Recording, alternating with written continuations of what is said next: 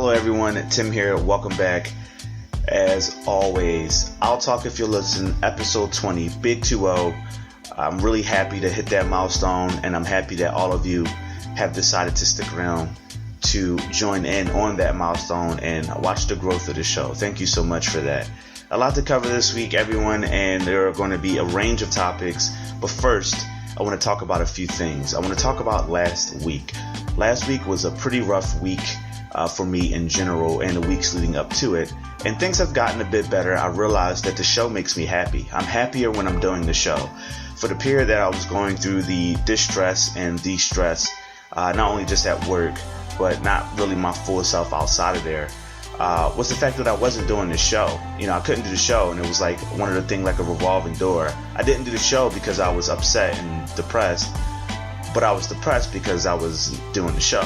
So as you can imagine, I'm going to put way more effort than I've already been since I've had that realization. And this is definitely my passion, definitely something I want to be doing for the rest of my life. And if the opportunity arises, definitely doing full time. So I can't wait to dive into the show in different avenues. So last week, as I mentioned, pretty rough for me. And I talked about mental health, and I had some guests on the show to talk about their experiences with mental health. And quite honestly, safe to say, they were probably arguably my best interviews to date, content-wise. So I encourage you all to go back, listen to episode 19, which I rarely do. I rarely tell you like, hey, you have to listen to a previous episode. And you don't have to listen, but I at least want you to hear the interviews because it was an idle first in the sense that I played the full interview in its entirety, the full lengthy interview. And because they were so powerful. They were powerful stories, very insightful stories from Kyle, Ryan, and Maurice respectively. So shout out to you guys. Thanks again for helping make the show great with your interviews and sharing your experiences. Mental health is such a big deal. It's so huge. We only ever hear about it when someone, in the state of Pennsylvania, we call it 302, right? When you get 302'd. But we only hear it when a relative gets 302'd or admitted to a mental facility, mental rehabilitation. We only hear it when a famous athlete or a celebrity commits suicide, or when a school gets shot up by a mentally disturbed individual. So it's very important that we take advantage of it while we can. And one of the things that I said last week, I actually went over this in a few of the episodes that I posted to YouTube. So check out the YouTube channel for like extra content.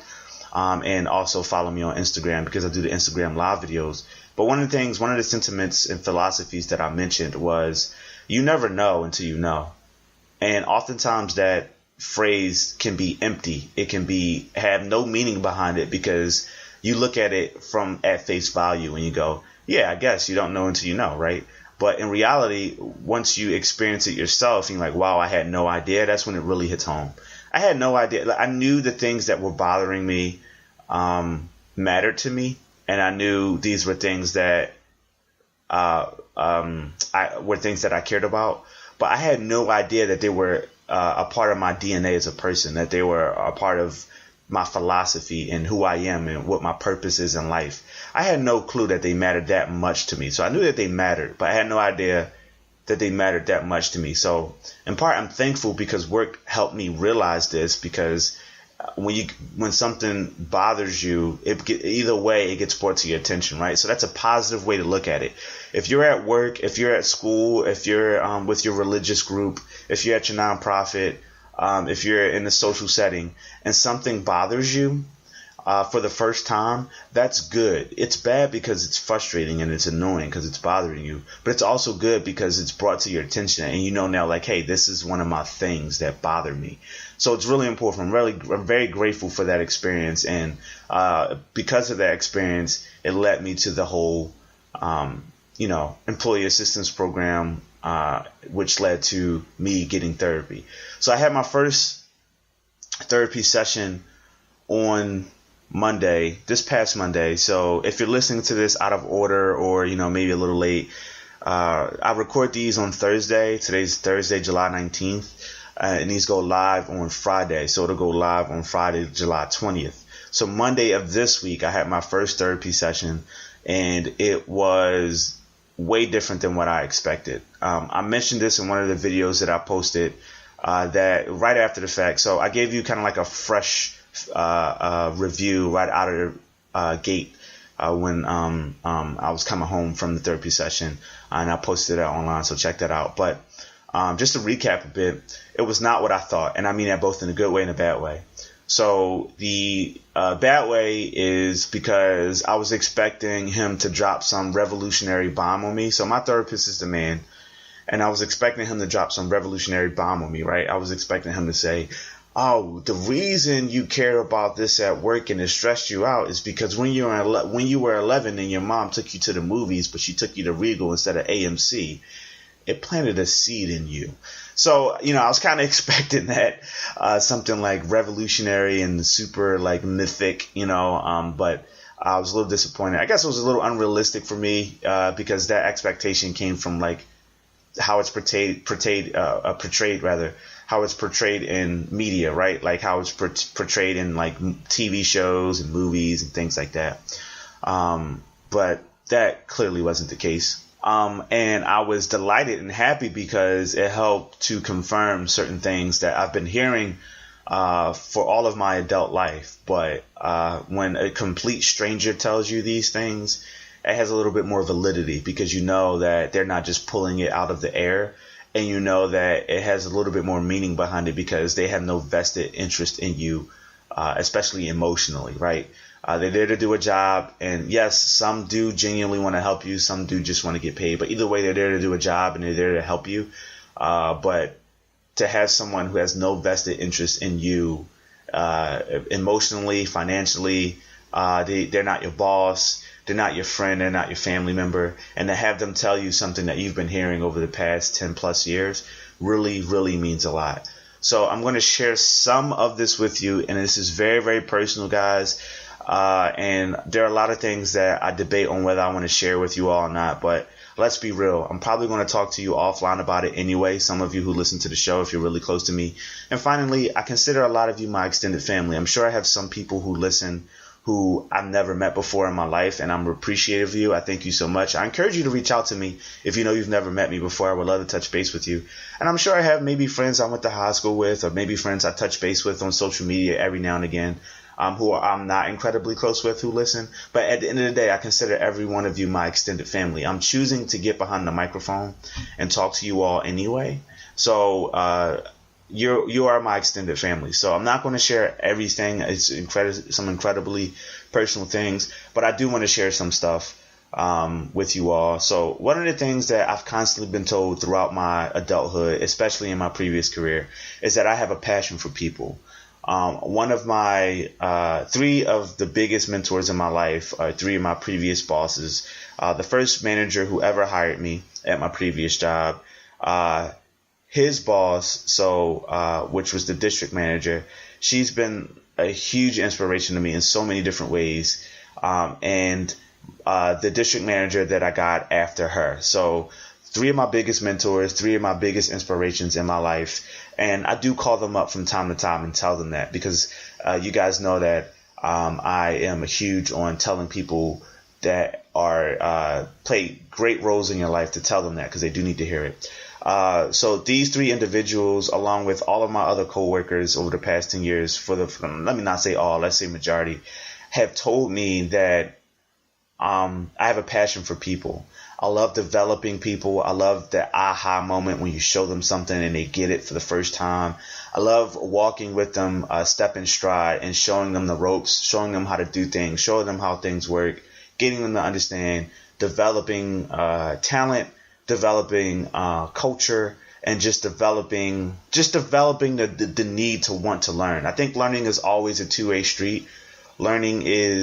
The teacher learns just as much as the student, right? Because although the student is learning whatever task or topic or school of thought for the first time, the teacher is learning how to teach because not every student is the same. You can't just come up with this one archetype, this one box to teach people. And I know it can be hard in group settings, but generally speaking, everybody is their own person, right? And that's one of my favorite things about learning and development and just leadership in general, just watching someone grow and teaching them and grabbing them by the reins and just showing them the ropes. I really love that.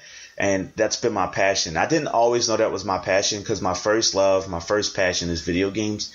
I love to game. I've been a gamer since I've been 3 years old. My first gaming memory is Sonic 2 on a Sega Genesis.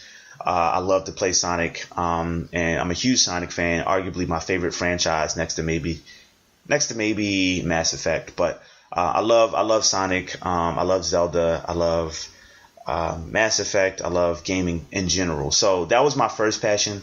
But once I started working at 16, and as I started to grow into an adult, I realized that the passion for people, that was my true passion. One of my philosophies is you don't work for a company, you don't work for an organization, you work for people. Your work experience can dramatically change based on the people that you work with and work for. So it's really, really important. And that's been my passion. And I've had previous coworkers, some of whom who've already been interviewed on this very show, tell me how much of an inspiration I've been to them, and tell me how much fun it was working with me. And that really lights a fire up underneath me, and it makes me want to work even harder. And that is what my true joy, my true passion is. That puts a smile on my face like nobody's business. So in my therapy session, my therapist asked me what mattered most to me. And I said people. I really like, pretty much what I just told you guys. I told him people and gave him a brief summary there. And he asked me a few other questions that I'm going to leave out. Towards the beginning of the session and towards the end of the session, he said, there's something I want you to do. I really want you to realize and pay attention to everyone who's reached out to you and told you that you've helped them and you've impacted their life in a positive way, because that's a direct correlation and direct reflection of who you are as a person. And when I tell you, I kind of like sat back on that couch in silence for a couple seconds, I was really taken aback, because again, it's one thing when like my buddy Charles is a huge, huge fan of mine. He's the type of friend you want to have. So for him to tell me like, hey, you're doing great. I love Chuck. Chuck's amazing and all. But at the end of the day, in the back of my mind, I'm going, yeah, but Chuck's like my best friend, So he's going to tell me that, even though I know Chuck can be objective. He's going to tell me that. I had my cousin, blood cousin, not like black people cousin. You know how black people say, oh, that's my cousin, but it's really not. No, this is my true biological cousin. Did tell me recently about how I'm my father's child. And I actually want to get into that a little bit later. She shared something very moving that I want to share with you all. But she told me how I'm my father's child, and she gave me like, just a bunch of different praises. It's nice to hear, and we definitely do need to hear that. But still, in the back of my mind, I'm going, this is my family member. This is my cousin. She loves me. She cares about me. She cares about my feelings. So at the back of your mind, even if it's wrong to think so, you're still going to think like, this person is just telling me this because they love me, And women, how many of your boyfriends or husbands have told you things in the back of your mind? You're thinking like, oh, you're just telling me that because you don't want to hear my mouth, or you're just telling me that because you love me, or you're just telling me that because you don't want to hurt my feelings. Fellas, how many of our boyfriends, or in some cases boyfriends, or girlfriends or wives, tell us, oh, hey, no, yeah, you're strong, or hey, you're doing well at work, or hey, you're a great leader, or hey, you're a great supporter of the family. And in the back of your mind, you're thinking like, oh, she's just telling me this because, she's my wife, or he's just telling me this because he's my husband, he's my boyfriend. So to hear my therapist, a gentleman who's never met me before, a gentleman who has had his own truth and his own life experiences, come out and tell me something that I felt like I knew already, and that other people around me told me, that really meant a lot. Now, I know some of you are probably thinking, well, hey, if your friends have told you this, if your coworkers have told you this all of your life, then, what's the big deal? What's the big surprise? I'll reiterate, this therapist has no idea who I am. His first time meeting me, his first time speaking with me was over the phone to schedule the appointment. And his first time meeting me was the therapy session. He has no vested interest in me emotionally. For him to tell me these things really stood out. So I encourage you all to go and get therapy. It's not as intimidating as you think. This person isn't judging you, in a negative way, judging you in a positive way. and a constructive way. I think that's probably the most important thing that I could probably say. It was very constructive. You have to be open to what the therapist says, even if you disagree. Again, there were some things involving the session that I didn't really like, but at the same time, I was open to it, and I got 2 more sessions lined up, so I can't wait to explore those. But, that being said, it's definitely something that everyone should dive into. So I encourage you to do it. Now, a lot of you are probably thinking like, hey, Tim, I want to do this and I don't know how. Well, this is how you do it. This is how I did it. So a lot of companies, a lot of organizations have something called an employee assistance program. Doesn't matter what field you're in, whether you're in retail, whether you're in sales, whether you're in fast food, whether you're in the serving industry, whether you're in storage space. The company you work for more than likely has an employees assistance program. Get in touch with your human resources rep. Get in touch with your direct supervisor or your boss's boss if you need to, and get more information about your employee assistance program. What an employee assistance program is, it's a program designed to help employees get access to certain resources and tools and to help steer them in the right direction. Here's an example. Let's say you want to go back to school. Now, when you were in high school, you had your school counselor helping you out and your teachers helping you out with things like FAFSA and other financial assistance programs, helping you select the right school, giving you feedback, giving you opinions and advice and ideas, things of that nature. When you graduate school, you don't really have anybody in your corner that's like that unless they're a personal friend or family member, right? I remember one time I personally called up an old teacher to help me out, and luckily she was receptive and I was one of her favorites, and she really helped me out to get some information involving schooling. But let's say you don't have that relationship with anybody. Let's say you dropped out of school. Let's say you, don't have access to certain resources. The employee assistance program will help steer you in the right direction and maybe even in some case help pay for certain services. So definitely something to look forward to when it comes to continuing your education. As far as therapy goes, what I did is I contacted the employee assistance program, and it's pretty much almost like an inbound call center. So a representative answers the phone and says, hey, what do you need help with? And I said, well, I'm looking for therapy and counseling. So they said 1 second, and they transferred me to someone in that department that handles that. Look at it like you wanted to pay your bill. So you call up your internet service provider, and you wanted to pay your bill, and you get to, like, let's say that's the general line, and they say, hey, what do you want to do? And you say, hey, I want to pay my bill. So they get you to transfer you to the billing department. It's the same thing. So they transfer me to a specialist who can help me with finding and locating counseling and therapy sessions. From there, they asked me a few questions. They asked me what I was looking for. And they asked me what my zip code was, like what my area was. And they emailed me a list of therapists and counselors relative to my location. So I looked at that email. I saw the list. And I'm like, okay, great. These are all closed. Before I go off the phone, they informed me like, hey, call, get a schedule. Because, you don't know what the therapist schedule is like. Get a schedule.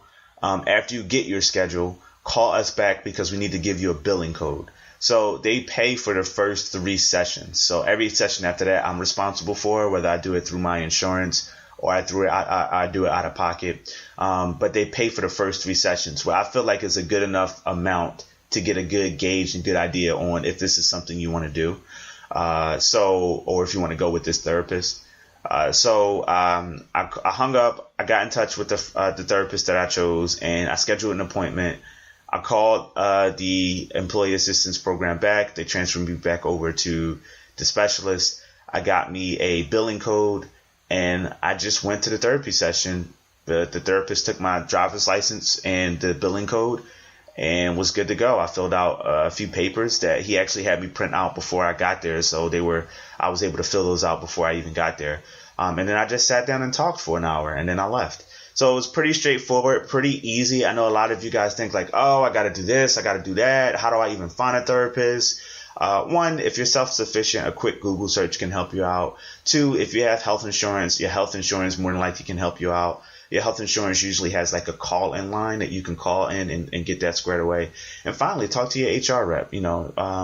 about employee assistance programs, and they can go ahead and help you out. So I definitely want to dive into that, guys. I definitely wanted to share that experience with you all. I think it's really important, and I want you all to reach out to me. What are some of your experiences that you've had with therapy, and what are some of your fears if you haven't been to therapy yet, or if you're apprehensive or you're intimidated? Let me know. Reach out to me, explain me, talk to me about your mindset, and maybe hopefully I can help debunk some of your fears and or provide a little bit of insight for you offline. So feel free to reach out to me. There are a ton of ways to do that. If you're a new listener, you can email I'll talk if you'll listen at hotmail.com.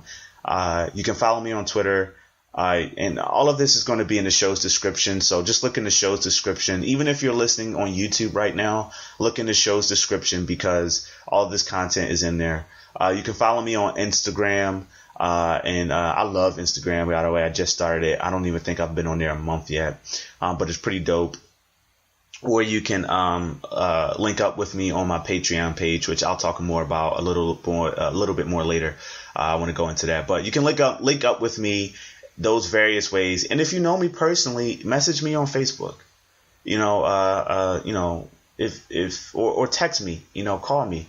The weekends are the best time to do that. I work Monday through Friday, and I work a later shift.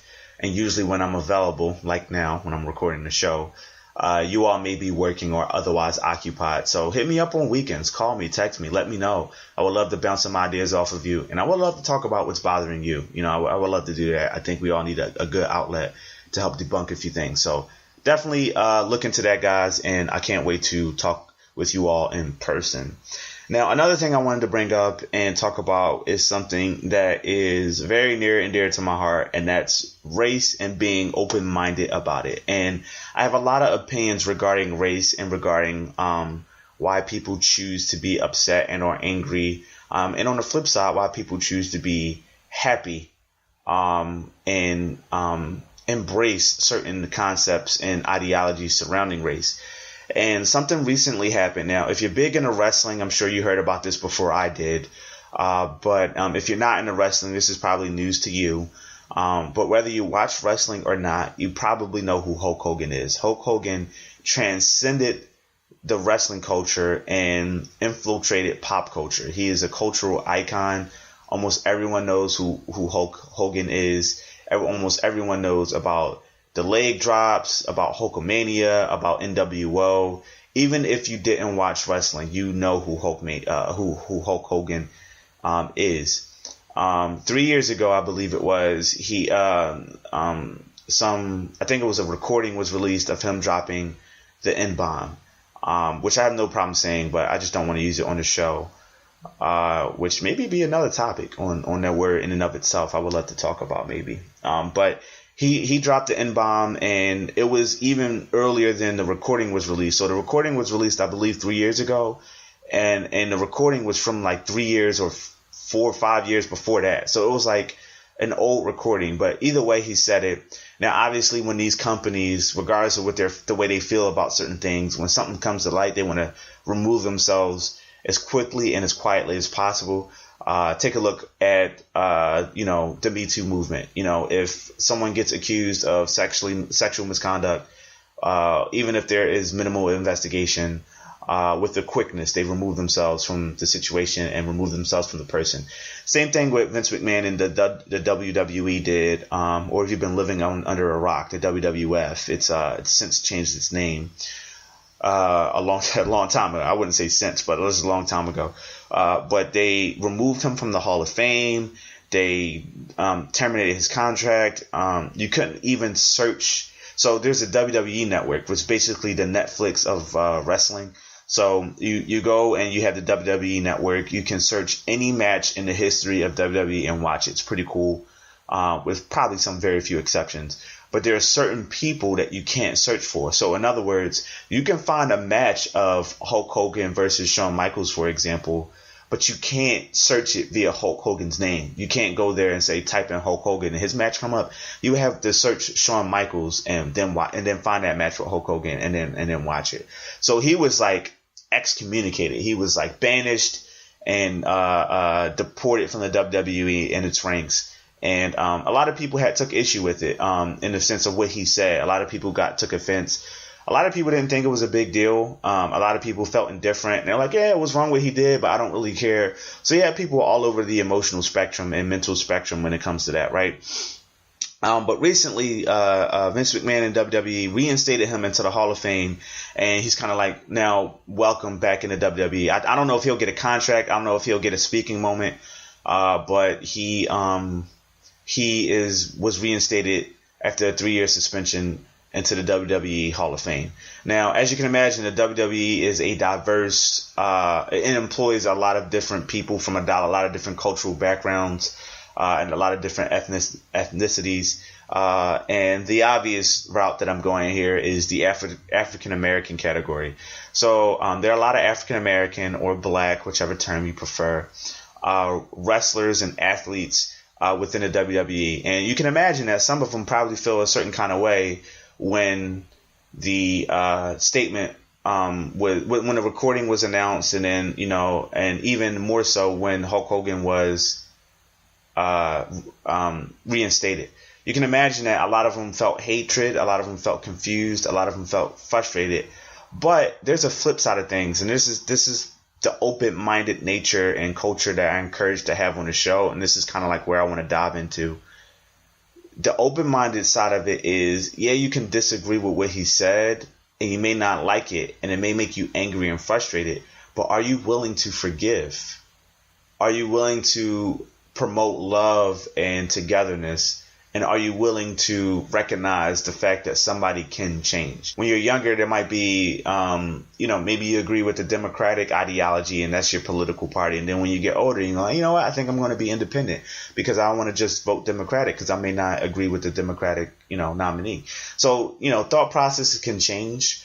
So I find it funny when some people feel like, oh, you used to think that, Africa was a third world continent, and it's a poor continent, and the countries over there are poor. And then I've seen different things, and I've got different knowledge, and I changed my mindset. People can agree with that, like, oh, okay, great. You thought Africa was one way, and now it's not. But when it comes to like people, you may be saying racist or sexually discriminatory things, they can't change, and that they're always going to feel that way. They're always going to think that way. I disagree. I think people can change, and I think we should give them an opportunity to change instead of just shunning them and kind of like excommunicating them and not giving them an opportunity to change. Because then you don't realize what you're teaching them, that is, what's the point for them to change? Why would they want to change for somebody like that? If someone makes a mistake and they're willing to change, right?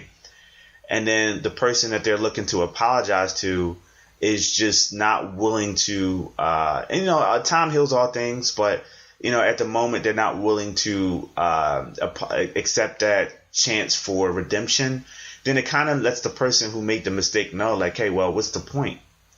If this person is going to be mad at me if I change or not, then what's the point? Now, I feel like you should change for yourself, but still, I think the point is still valid.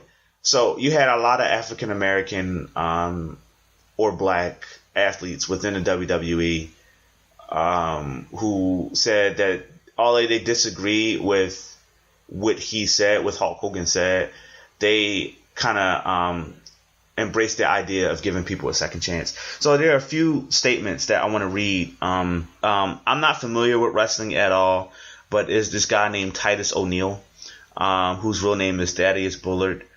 He's a WWE superstar, and he released a very powerful statement, and it kind of like touched me in a way, and I think we should all listen to this, and it's really important. And it's very well grounded, I will say that. Good job, Thaddeus. Very well grounded. To my gracious fans in the WWE universe, the reports and rumors concerning my boycotting Extreme Rules, which is a pay-per-view, everybody. It's a pay-per-view event. It was held in Pittsburgh. The reports and rumors concerning my boycotting Extreme Rules in Pittsburgh is false and inaccurate. I was not scheduled to attend or be a participant in the Extreme Rules match/production and was otherwise not booked for the show. The talent present in Pittsburgh, which I was a part of, was asked to attend a mandatory meeting in which Mr. Terry Bollea, which is Hulk Hogan's real name, addressed everyone and informed the same that he would be reinstated into to the WWE Hall of Fame. At no point during, after, or otherwise did I make any scene concerning Hulk Hogan's communication to the talent. In addition, let it be known that I did not refuse to shake Mr. Bolia's hand. We did not have any type of one-on-one interaction whatsoever that would or did necessitate any exchange between us individually. As to the reinstatement of Mr. Bolia, I can only communicate that I am a proponent of second and even third chances for individuals that show true remorse, acknowledgement of wrongdoing, fulfill their punishment if applicable, and otherwise put forth sincere efforts to correct the issues. Unfortunately, I must echo the sentiment and dissatisfaction expressed by many of my fellow contemporaries concerning Mr. Bolia's apology and its lack of true contrition, remorse, and desire to change. Mr. Bolia's apology that he didn't know he was being recorded is not remorse for the hateful and violent utterances he made, which reprised language that has caused violence against blacks and minorities for centuries. I stand firm in my position that Mr. Bolia is entitled to reinstatement. He was and is a role model, hero, and icon to countless people. I hope that Mr. Bolia's missteps in communicating to the WWE talent in Pittsburgh are not repeated to his fans, and I expect that he shall pursue an agenda that clearly communicates to all third parties that his language was inappropriate, wrong, and should not be tolerated in civilized and inclusive society. As the father of two young black men, I have spent their entire life and the majority of my adult life with a singular focus, being a role model for my children and young black boys and girls. I take tremendous pride in my charity work and the community outreach programs that I have fostered via the platform I have been given. I teach my sons love and tolerance for everybody, but I also teach them to operate in truth and respect. I hope this clears up any confusion, and I, like New Day, which is another African-American wrestling group, will continue to use my platform to positively affect, entertain, embrace, celebrate, and love people from all backgrounds, both inside and outside of the WWE universe. Sincerely, Thaddeus Bullard, aka WWE Superstar, Titus O'Neil. So a few things there that I want to touch on. First of all, very, very thought out, well-grounded, very well said, very, very well written statement from Thaddeus. And I just want to touch on a few things there because I couldn't have said it better myself. What Hulk Hogan did and said was wrong. And anyone like a Donald Sterling or anyone else who said things behind closed doors and you didn't know what you were being recorded, those things are wrong, period. Right? Now, here's the thing. I personally feel that free speech is free speech and anyone can do or say anything that they want to say. I've been called an N-word in a derogatory manner before, and I didn't care. It didn't bother me. I've had the word said around me by people who didn't know me that well, and I didn't care. It didn't bother me. And the reason for that is they're entitled to whatever they want to say, right? So I think the fact that they didn't know they were being recorded, I think people are looking at that like, yeah, but you still said it. And I agree. You still said something hateful, right? But I think what people are overlooking is like, hey, look, it's his right to say it. Look, it's in his home. Whoever was recording him without his consent was wrong too. It should be noted. But he was in his home around people that he thought he loved and trusted. Of course, how many of us have said things around loved ones that we wouldn't say in public? Let's be real. Before you turn your nose up at what I'm about to say or what I've said already, let's be real. How many of us have been in private settings with loved ones or even in private by ourselves and we say or do certain things that Lord knows we wouldn't say or do in public or at work or things like that? You know, it's the same concept. Again, is some of the things that we say behind closed doors, is it wrong? Yes. Did what Hulk Hogan say, was it wrong? Absolutely. And I will not debate that. And I hope you guys are hearing that in my message. I'm not justifying what he said. What I'm saying is what he said was wrong, but he said it in the privacy of his own home. So take that for what you will. I would love to debate that. I would love to have people on the show, maybe even as soon as next week, to debate that topic. But some other things Daddy has said that I really want to touch base on is he's saying that, look, what Hulk Hogan did and said was wrong, and I don't agree with it. And I am disappointed that he chose to say, hey, look, guys, I'm sorry. I didn't know I was being recorded. And I hope that Hulk Hogan doesn't go out and say to his fans, I'm sorry, I didn't know I was recorded. Because that's kind of a half-ass apology, right? That's like saying, hey, if I knew I was being recorded, I wouldn't say it. Which, even though it's true, that's just saying like, hey, you didn't recognize what you said was wrong. Because you're just saying like, hey, I'm sorry I got caught, right? But on the flip side, I like how Daddy is saying like, hey, look, other people are watching me. I'm a role model for the kids that I perform charity for. I'm a role model for my fans, the majority of which whom are kids. I'm a role model for my own kids, and I need to show them how to react and respond when things like this happen. Do I respond with hate and seclusiveness, or do I respond with open arms and love and recognize and tell the person, hey, what you did was wrong, but I'm willing to hear you out? Other people like Mark Henry, who's also in the WWE Hall of Fame, who's also an African-American wrestler and athlete, is going to step in stride with Hulk Hogan and help him throughout his journey for redemption. And he said he felt Hulk Hogan was genuine in his apology and is genuine in the fact that he wants to change. Hulk Hogan shared the story with Mark Henry that he's gone places and gotten dirty looks that he's never gotten before. And he is not used to that, and it really hurts his soul, and he wants to change. So Mark Henry is walking step in stride. And I think it's important that we see people who are willing to, I mean, you got the Malcolm X approach, you got the Farrakhan approach, and you got the Martin Luther King approach too. You know, you got the people who say, hey, let's walk and help you together, right? I think it's really important, and I want to speak to everybody out there who maybe in similar situations where you felt insulted and you want to respond and react a certain way, especially parents.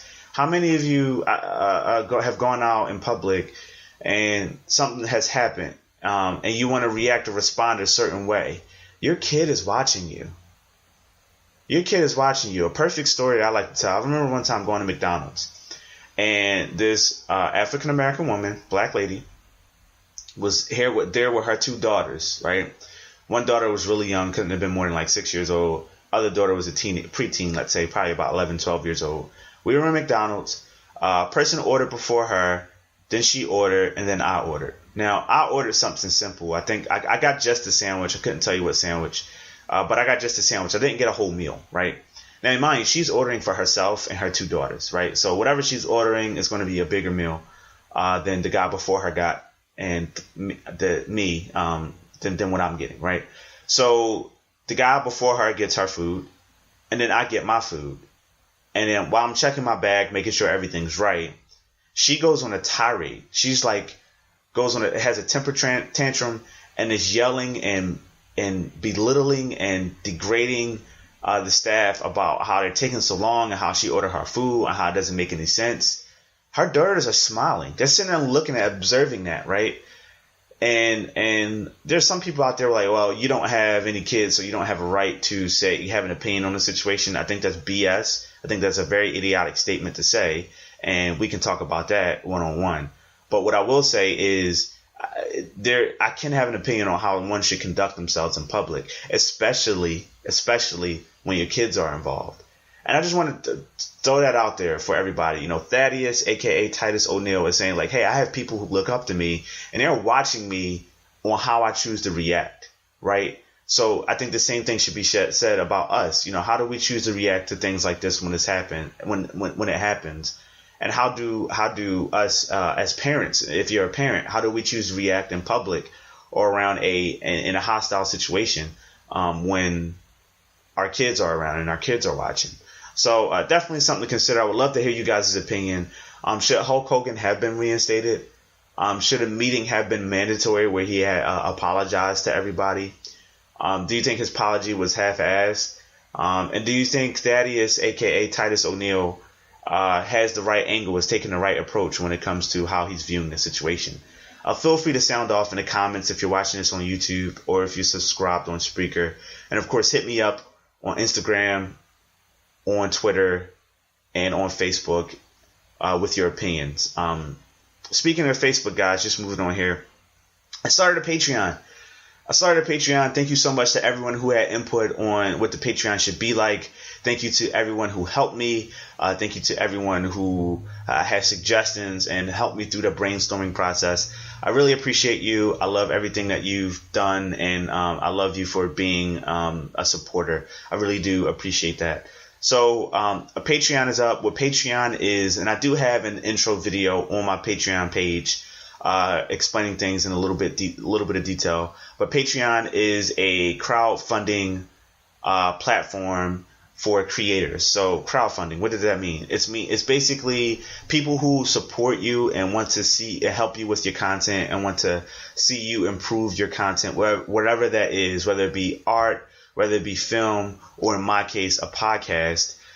You can fund their goals. So if you go to my Patreon page, so it's going to be Patreon, and that's P for Papa, ATREON for November, Patreon.com/ITIYL. So the show's initials or /idol. You'll see what some of my goals are. So right now I have a $55 goal. To get a new microphone to enhance the audio quality that you all hear when you're listening to your podcast. As you all know, I record with a gaming headset that I've acquired in my previous career, and I record in my kitchen. So you hear things like cars going by, you hear lawnmowers, you hear airplanes, you hear noisy neighbors, you hear all types of things. You hear the refrigerator going off sometimes. You hear all types of things. So the microphone will help to limit some of that. It won't eliminate it, but it will help limit some of that unnecessary noise and unnecessary feedback. And it'll also sound better. So it'll be pretty cool when you're listening on the various platforms, Spotify, iHeartRadio, iTunes, Google Play, whatever your platform is. It'll help to sound better. Whether you're listening through your speaker or your headphones, it'll help to sound better. But at the $55 goal, I already have 2 patrons, which is awesome. I have 2 really cool supporters who had hopped on the bandwagon, so to speak, right away. And I really appreciate it. They helped me get closer to the goal. So check that out. Check the page out if you want to see how far along I am towards the goal. And once I get to that goal, I'm going to do something really special. I haven't figured out what that is yet, but I want it to be really cool, specifically for my Patreons. And it's going to be pretty cool. So check that out. I really appreciate all the help that you guys can do. I know you guys can spend your money on a whole lot. One of my patrons told me that he could have spent his money on a cheeseburger, but he didn't. He spent it on me. And because I know this person personally, that means a lot because I know how much he likes to eat. So that being said, I really am grateful for whether it be $1 or whether it be $1 million. I'm really appreciative for whatever you guys decide to support me with, because you work hard for your money. You work hard for your money, and you have a right and the privilege to choose whatever it goes towards. And I know you have other responsibilities, and I'm probably very, very low on the totem pole, but I appreciate any and everything that you can do. I think it's awesome. So I do a few different things for my patrons. If you donate $1 or more, you get access to a member exclusive Facebook page. So I have a closed Facebook page exclusively for my patrons, and I do really cool things there.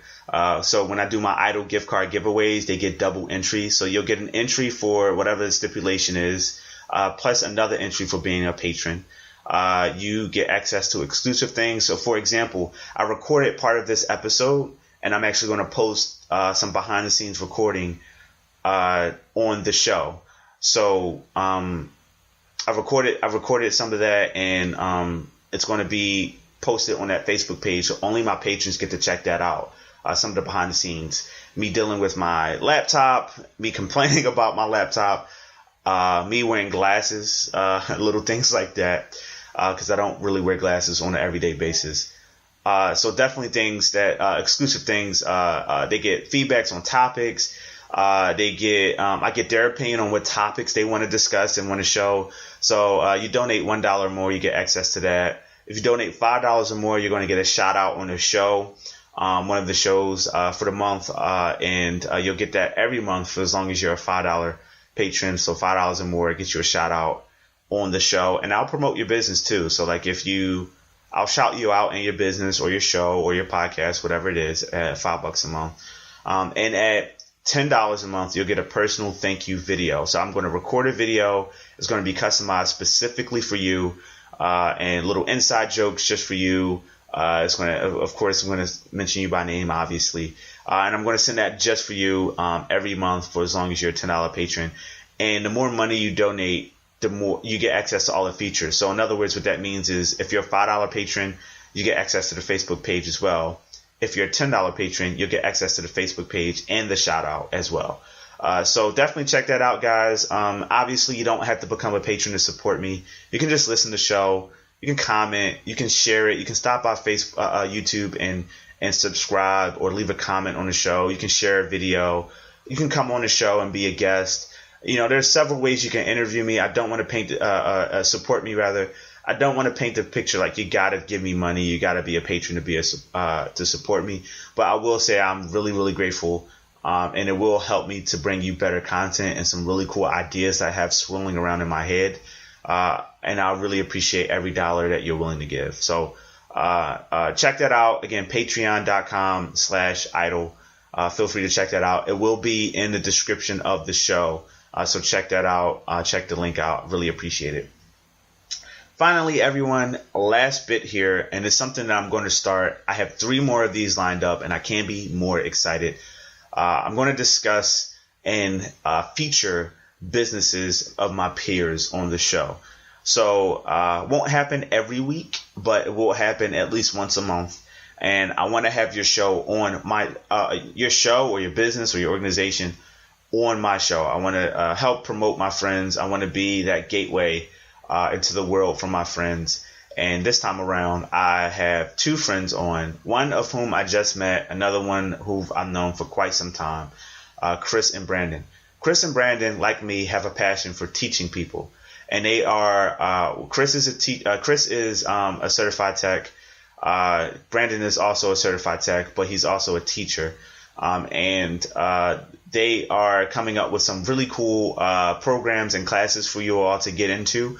If you want to learn more about things like cryptocurrency or engineering or things like that.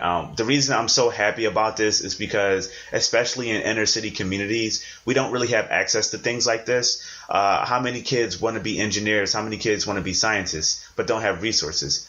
How many kids would want to be engineers or scientists or computer techs, if you will, if they had access to that? How many of them would even know that they want to do that? So let's give our kids an opportunity to discover what they like and don't like. So I have Chris and I have Brandon here on the show talk about their business. It's called The Stream Engine, Stream, STREAM, engine.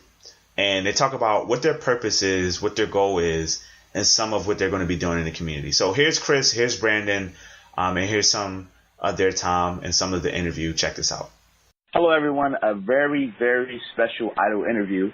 As you heard me discuss before, I am a big fan of promoting my peers' businesses and organizations, wherever they're involved with. So we're all, at the end of the day, extended family. And I thought it'd be really, really cool to have a featured business on the show to not only promote the business, but just to educate you all, to help you all out. Maybe you're looking for something that hopefully the show can shine a little bit of light on. So 2 very special guests here for the Stream Engine. So the Stream Engine we're going to talk about, and I don't want to dive into what's what. I'll let the 2 guests I have on explain that. But we have Brandon and Chris. How are you guys doing? Hello. I'm doing all right. How about yourself? Great. Thank you so much for tuning in, Brandon. I appreciate that. And how about you, Chris? How are you doing? I'm doing okay, thanks. Long-time listener, first-time guest. Just starting from the top, a lot of people want to start businesses, right? A lot of people have that entrepreneurship spirit, that entrepreneurship idea, and they don't really know how to execute it. So, but the passion and the heart is there. Brandon, I know you're very passionate about the why behind this project. So what is the Stream Engine, and why do you want to get it rolling? We essentially want to help kids or youth or community or any individual that does not have access see the technologies and information that was going to be useful and beneficial for someone to be successful in the 21st century, right?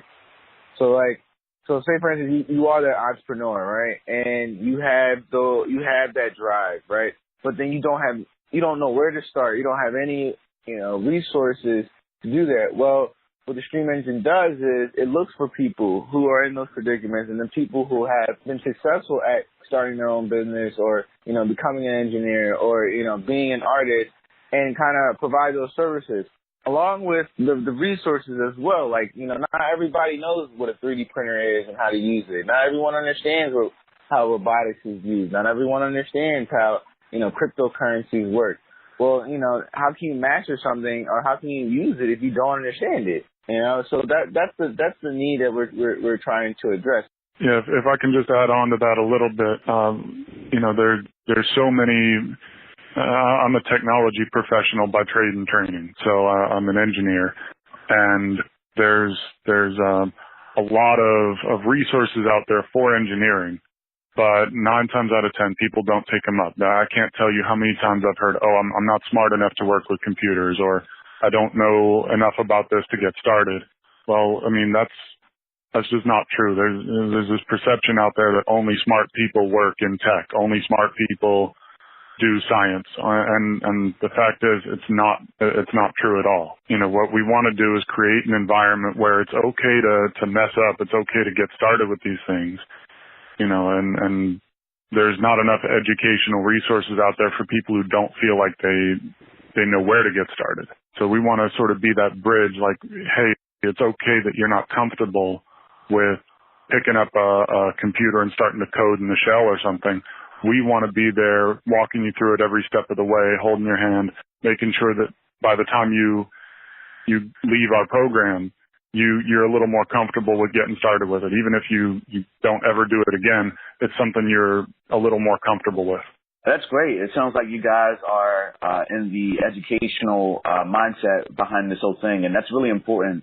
You're absolutely right. Even when it came to me starting the podcast, there were a whole lot of roadblocks in my way because things I just didn't know how to do. Now, luckily, I had the resolve to go online and look things up, but some people who don't have that resolve or don't know that that's an option, one of my favorite phrases is you don't know what you don't know, can utilize you guys and the Stream Engine to help educate and empower themselves. So I think that's pretty cool. Now, Chris, you mentioned a few things there about helping people who don't know the field or feel like they can't just due to a lack of knowledge, or they feel like, hey, I'm not super smart, so I can't do it.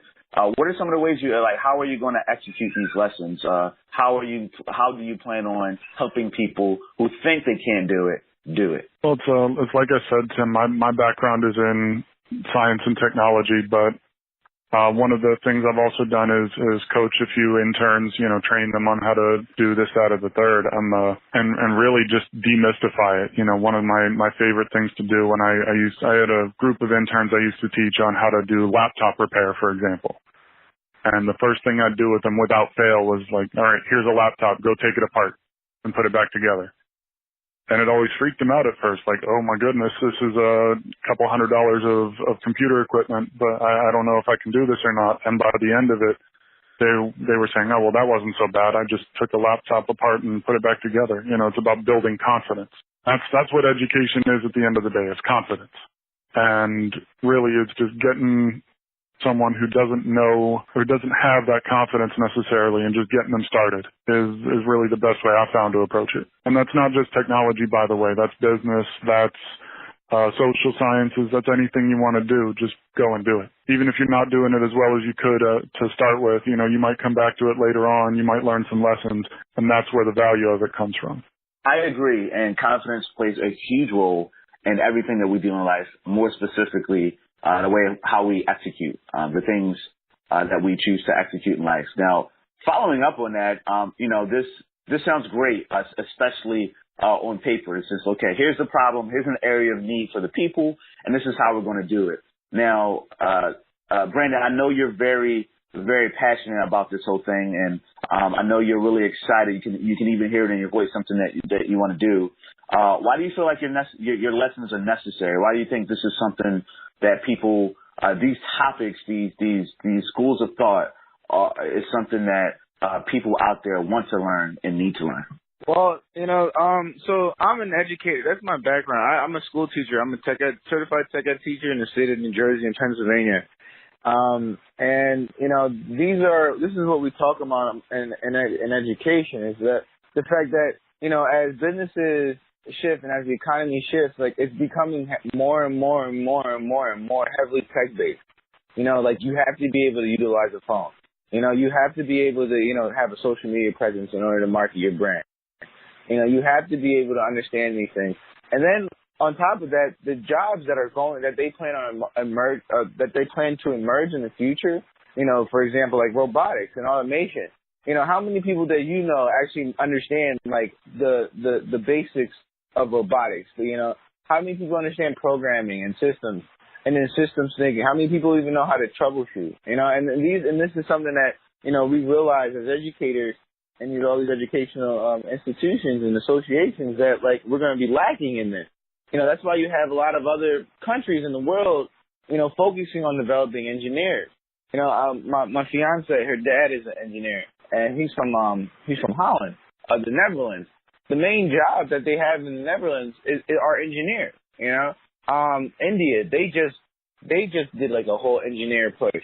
And because everyone's realizing we have all these problems, especially with, like, climate change and things like that. And then, the way we do things is slowly changing, not slowly, but rapidly changing as well.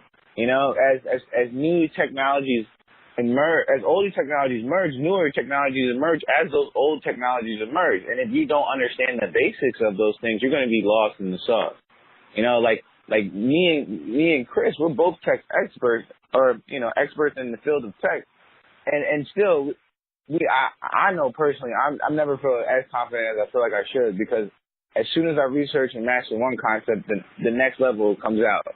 And that's one thing that, we realize. So we're trying with this. We want to create a hub, a community, an instance where people can, submerge themselves into, but then also be able to come to us, and then not feel inferior or just feel comfortable. We want to create that comfort zone so that they can explore and mess up, and then, be guided in the right direction. Especially inner city youth. There's this thing called STEM deserts, where, you're in an area where it, like, doesn't have Wi-Fi, or, doesn't have technology, where everyone in the area, doesn't have a PC or a laptop.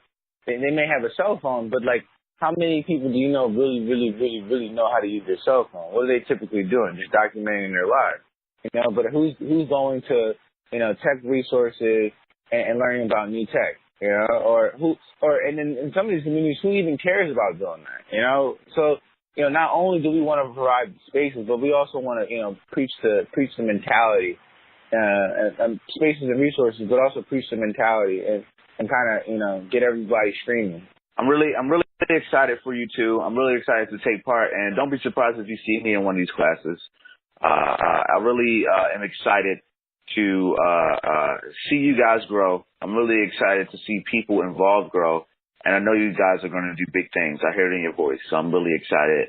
I know the interest is there. This isn't a money grab. This isn't something that you just want to do to be swimming in the dough. This is something that you want to do to actually help people. And I think whatever you do in life, if the goal is to help somebody, whether it be to make somebody happy by making them laugh, whether it be to increase their knowledge, or whether it be to just build them up and make them a better person, or at least make them feel like a better person, I think that it's primed for success. So I'm excited. So lastly, how do people get in touch with you two? How do they get information surrounding the class and the courses, and how do they get access to sign up? They can email us at the streamengine@gmail.com, and then hopefully by the end of the day or sometime tomorrow they can contact us at on the website thestreamengine.org, and another place is on Instagram at the Stream Engine. Yep, and just to throw another plug in there, we're currently taking registration for our first class that we're going to offer this September. which is Introduction to Bitcoin and Cryptocurrency, as well as, investing strategies and how you can start benefiting personally from cryptocurrency. I'm excited. You guys heard it here first. Hit the team up. You can follow the Stream Engine on Instagram, streamengine.org, O-R-G, G for golf, online, or feel free to email in at thestreamengine@gmail.com. Hey guys, thank you so much. Brandon, Chris, really appreciate this. This is the ITIYL first, and I'm really looking forward to where the business goes from here. So congratulations again, guys. I'm really excited. I know what it feels like to start a project from the ground up, and I can't wait to see where it goes. And I really appreciate you guys being on. Well, thanks for having us, Tim. Yeah, man. Thanks a lot. Fantastic. Good stuff there, guys. Thank you so much and providing a little insight. The interview was very, very long, so I had to cut some of it short. So hopefully their point got driven home. If you want more information for Chris and Brandon and the Stream Engine, you heard them mention their email address, thestreamengine@gmail.com. Feel free to sign up for their class as well. And of course, if you want to get in touch with me to get in touch with them, let me know and I'll put you in contact with those guys. If you want to have your business featured on the show and I feel like it's a positive business, it's there to help people, and it promotes positivity and well-being, let me know. I'll see what I can do. And if it makes sense, we'll have you on the show.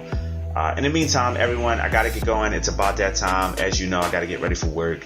And I enjoy everybody just tuning in. I love talking with you all.